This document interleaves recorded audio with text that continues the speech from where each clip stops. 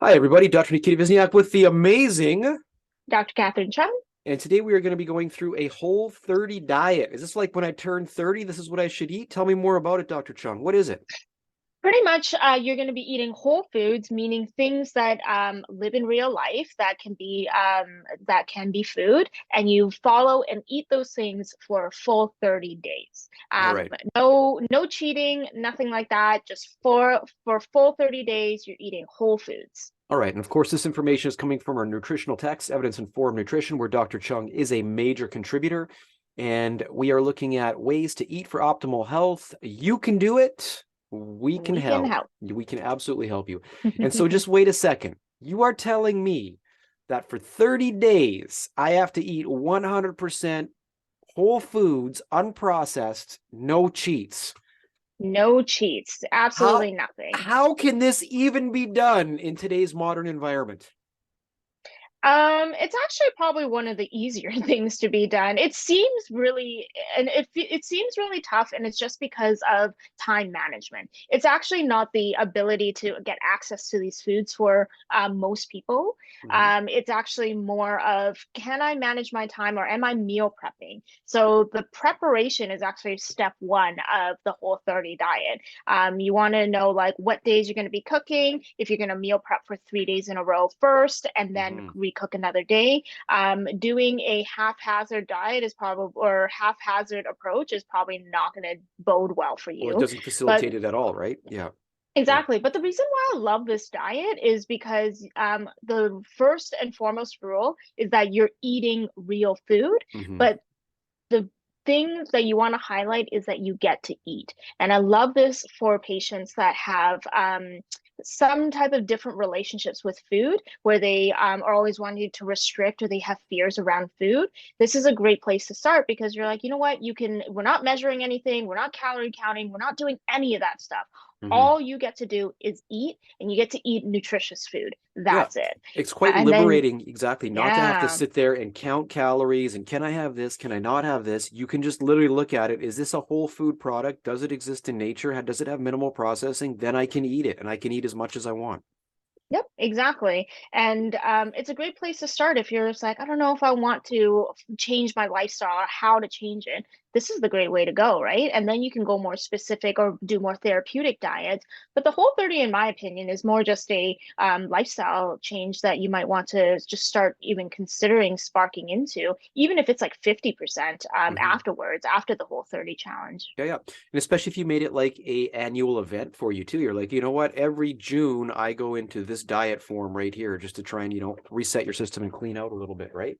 Yeah, exactly. And that's what this diet has been purported to do, is that for short term, it really helps cleans out everything, boosts metabolism, and just gets your digestive tract right on track because you're not inflaming your body with all these other processed sugars or processed ingredients that we find in more modern day food. Yeah, absolutely. And I've actually done this diet as a vegan form. So I went whole foods vegan for 1 month and it was a pretty crazy month. So there's a couple of things I'll say on it. I brought this up in our vegan video as well, but number one is for me to find enough protein source, it was difficult for me to do that. So I was always hungry on it. And I did a legit 30 days. So there was no alcohol, no nothing. And I lost about 9 pounds. I still worked out and everything too. So I maintained muscle mass, but I got lean. Like I've got pictures of me where my mom saw it and she's like, man, Nick, you look a little bit sick. I look like, when you're almost competing for bodybuilding and stuff, not quite as lean as I had taken some diuretics, but getting really, really lean. So I think right now I'm about 170, 175. I dropped down to about 160, something like that at my leanest. And yeah, it was hard for me to actually get the calories in, but I was ultra productive, rolling around for jiu-jitsu on the mats. I was moving around like crazy. I had good energy. Like it really was a life-changing experience to go through. And I try and adopt it more on a short-term basis now rather than forcing myself into it for a whole month. Now, on that diet, did you feel quite satiated or full, even though you had trouble getting the calories in or the enough amount of Well, protein that was in, the problem. or? And you hit the nail right on the head, Dr. Chung, when you said it earlier. It was all about meal planning because you are constantly looking for food, trying to find it's more like you would have done in real nature too. You would have been looking around, where's my next food source going to be coming from here, right? So I Mhm. did feel satiated when I did do good meal planning. I could actually have enough food and then I'd have something else. One of my jokes was I've got these spinach chips and I was always eating spinach chips. And what that really was spinach leaves with what was it, with hummus, and I was just dipping into hummus, and that was my spinach chips right there, and I was eating that constantly, right? So yeah. All right, but let's get back onto this diet specifically right here. For the Whole30, I can eat me some meat if I want to. Hmm. And what else? Yep, What you else can can I have have? like you can have any animal product that you want, right? So meat, seafood, eggs, ghee, or clarified butter, all of those are okay. Hmm. Other protein sources, if you want to be more plant forward, would be certain legumes. You can totally have as well. Coconut aminos as a way to kind of really spice up the flavoring a little bit. It is a little bit on the sweeter side, but it's a nice what's it called, replacement for soy, Hmm. which you can't really have on the Whole30. And then fruit and veg and natural fats like avocados, and avocado oil as well, if you want to cook with that too. So it can be quite flavorful, which is really nice Yeah. because you can still have your herbs and spices and all your seasoning. You can have your butter technically as well. Hmm. So it's not going to be boring or bland. It's not like the bland diet, which is a different level of gross. So Yeah, exactly. But the nice thing, exactly what you said, it's way easier for somebody to adopt because you can still have all these wonderful foods that stimulate your tongue and palate and actually give you joy when you're eating, right? yep, exactly. Things to avoid, though, as always, like we see on most of these diets, most of these dietary modifications, refined carbohydrates and alcohol. Oh my Hmm. gosh. Yeah. I mean, to an extent, I would say for the Whole30 challenge, yes. And then if that's something that's part of your lifestyle, you have a glass here or there, like a red wine, and that's something that actually brings you joy. It I think brings me that's so something. much joy, Dr. Chung, so much Right? joy. I feel like it's one of those balancing things where it's just like, do you want to focus on this hard and fast rule, or do you want to actually live that 10% human life that you want, Yeah, right? yeah. And it's always that balance I try to have with my patients where I'm like, okay, have your glass of wine here and there, don't go overboard. Hmm. So if that's your 10% falling off the wagon, then just be, 90% on it for the rest of the time. Hmm. Yeah, absolutely. There's other things that we have to avoid as well. What are some of those key things? Of course, there's going to be like a lot of the grains, and when they say grains, we just mean a lot more of the highly processed grains, which is more Hmm. or less all of them. But you can see the top one, two, three, four are going to be gluten grains, right? Hmm. Which we went through in our gluten-free video. Hmm. But a lot of them is going to be grains just because they're so processed essentially. We got legumes as well, so that's going to be where the specific beans, specific nuts like peanuts and soy as well. And again, just because they're highly processed. And then more of the commercial dairy. I'm sure if you went to like your more local dairy farmer and then you just got like fresh milk, that's Hmm. something completely different. But we're talking about dairy as in like in the supermarket dairy. Pasteurized, yeah, yeah. Yeah, Okay. exactly. Baked goods, junk food, of course, it's always on the list right there. Again, Of course, trying to yeah. avoid as much as possible. And this is an interesting one here too, avoiding weighing yourself because we know weights can fluctuate based on water intake, on so many other things that people tend to focus too much on the scale and not so much on how they feel. And maybe you just notice it all of a sudden, you know what? Now I got to click my belt up another loop, got to click my belt up another loop, right? So that's a Well, better and way to that's the notice it. biggest thing. Exactly. And that's like a great thing to bring up, Dr. Nick, is when we're chatting with our patients and sometimes they'll come in and they're like, "Oh, I want to lose weight. What exercises can I do? What can I do dietary wise to lose this weight?"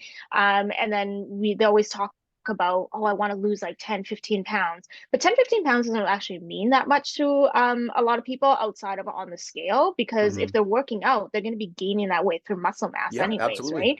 So a lot of the coaching things that we want to chat about is, well, what are some non-scale victories that you want to focus Hmm. on? Do you want to feel better? Do you want to feel more energized? Do you want to fit looser in your clothes? Like, what is a Do you feeling want to that you can look have? more muscular, more fit? Like that's a pretty Exactly, common right? one. Like, Yeah. what exactly is it that's not a number? Because numbers lie all the time. Like BMI, they like lie all the time Yep. because you Yep. can have like this bodybuilder that has a Hmm. BMI of an technically an obese person, right? Yep. Yep. So it Absolutely. doesn't really mean anything a lot of the times. Yeah, and that's a big thing is just trying to find what motivates somebody through this. And again, you hit the nail right on the head, Dr. Chung, with that is if you're losing fat and gaining muscle, that is the win. If you are losing fat and losing muscle, you are actually lowering your overall health. Like your goal is to maintain. If we look at people who age, and one of the major signs of it, it's Osteoporosis, everybody talks about bones getting weak and fractures, but it's actually also sarcopenia, a loss of overall muscle strength that we see happening with aging as well. So you're trying to fight against that as much as possible. Literally, resistance training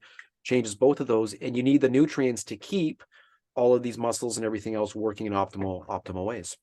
Yep, So exactly. interestingly enough, in our research for this book, we couldn't find any specific research articles talking about the benefits of the Whole30 diet.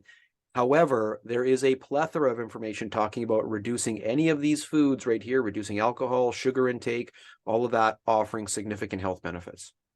Oh, totally. Well, if you look at all the other names of these diets, it could be the Mediterranean diet. Mm-hmm. And there's a lots of, and it's very similar with the Whole30. It's just more of a lifestyle diet again. And there's tons of studies behind it in terms of the positive effects on cardiovascular disease, weight Mm-hmm. loss, dementia as well. So even though it's not called a Whole30, it is more or less a Whole30 Yep. anyways. Yeah, exactly.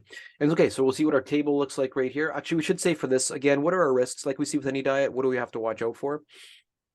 Pretty much just nutrient deficiency, and also the risk of with any of these diets is just orthorexia or Yeah. any mental health, worsening mental health stuff as well when it Yeah. comes to diet and stuff, right? But what So Yeah, but what's so nice about the Whole30 is the fact that you can eat so many varied foods. As long as they're whole, you can find your nutritional requirements pretty easily on this one.